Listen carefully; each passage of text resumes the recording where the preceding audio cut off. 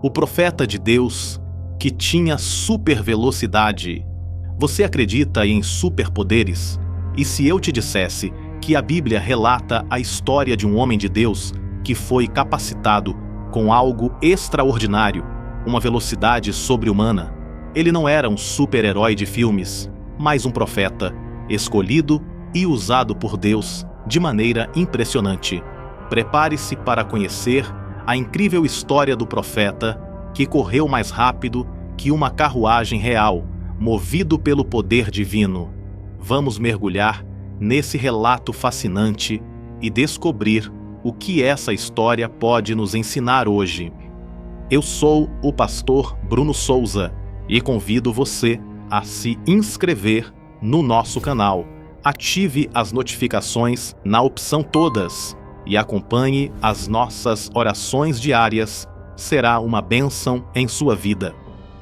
O profeta surge em um período sombrio da história de Israel, por volta do século IX a.C., durante o reinado do perverso rei Acabe e sua esposa, a rainha Jezabel. Esse casal ficou conhecido por introduzir e promover a adoração ao deus pagão Baal em Israel, desviando o povo do culto ao Deus verdadeiro. A idolatria tomou conta da nação, e os profetas do Senhor foram perseguidos e mortos. Esse era um tempo de apostasia generalizada, quando o povo de Deus se afastava dos mandamentos divinos para seguir práticas pagãs. Jezabel, em especial, trouxe uma influência devastadora, impondo o culto a Baal como religião oficial e perseguindo ferozmente aqueles que permaneciam fiéis ao Senhor. Foi nesse contexto de crise espiritual e moral que Elias apareceu como uma voz de coragem e obediência. Ele foi levantado por Deus como profeta em um momento em que parecia que ninguém mais permanecia fiel. Elias não apenas confrontou os reis e o sistema corrupto de sua época, mas também realizou sinais e prodígios para mostrar que só o Deus de Israel é o verdadeiro Deus. Sua missão não era fácil: desafiar o sistema opressor e trazer o povo de volta ao caminho do Senhor.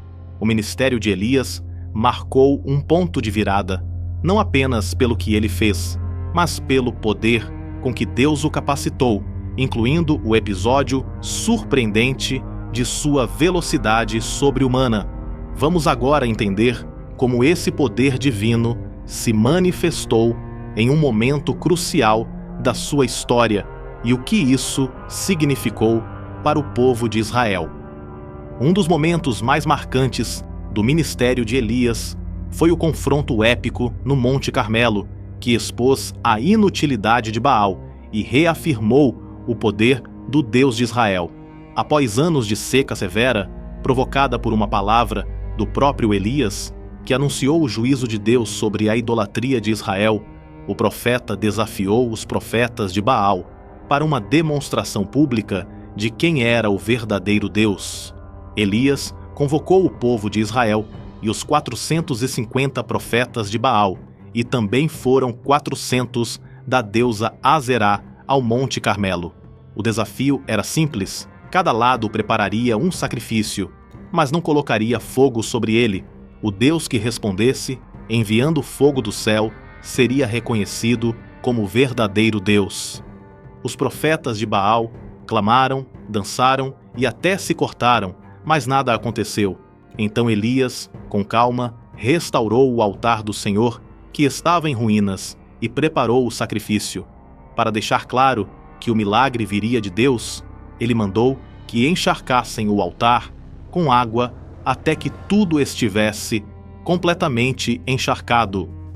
Quando Elias orou, Deus respondeu com fogo do céu, consumindo não apenas o sacrifício, mas também a madeira, as pedras e até a água que escorria ao redor do altar. O povo, impressionado, caiu com o rosto em terra, declarando: "Só o Senhor é Deus", como está descrito no primeiro livro dos Reis, capítulo 18, verso 39. Esse evento foi um divisor de águas, mas Elias sabia que a obra não estava completa.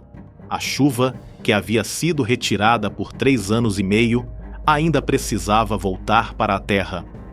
Depois do confronto no Monte Carmelo, Elias subiu ao topo do monte para orar pela chuva. Ele se prostrou com o rosto entre os joelhos e persistiu em oração, enviando o seu servo repetidas vezes para verificar se havia algum sinal no céu. Após 7 tentativas, o servo finalmente viu uma pequena nuvem do tamanho da mão de um homem. Elias sabia que Deus estava enviando a chuva e agiu rapidamente. Ele avisou ao rei Acabe para preparar sua carruagem e descer antes que a tempestade o impedisse. E foi nesse momento que aconteceu algo extraordinário. O Espírito do Senhor veio sobre Elias e ele, com uma força e velocidade sobrenaturais, correu à frente da carruagem do rei Acabe até a entrada de Jezreel, uma distância de aproximadamente 30 quilômetros. Essa demonstração de poder divino não foi apenas uma prova da capacitação de Elias, mas também um sinal da urgência da mensagem de Deus. A velocidade sobrenatural de Elias simboliza mais do que um milagre físico. Ela representa a prontidão e a força que Deus concede aos seus servos para cumprir sua vontade, mesmo nas situações mais difíceis. Elias não era apenas rápido em seus pés. Ele era rápido em obedecer, em confiar e em agir conforme a direção divina. Esse episódio nos ensina que quando dependemos de Deus, Ele nos capacita de maneira extraordinária para enfrentarmos desafios que humanamente seriam impossíveis. Assim como Elias foi revestido de poder, nós também podemos confiar que Deus nos dá forças para correr a corrida que Ele nos colocou, sejam quais forem as dificuldades à nossa frente. Elias, o profeta que desafiou reis, confrontou multidões e correu mais rápido que cavalos, nos lembra que o poder de Deus não tem limites.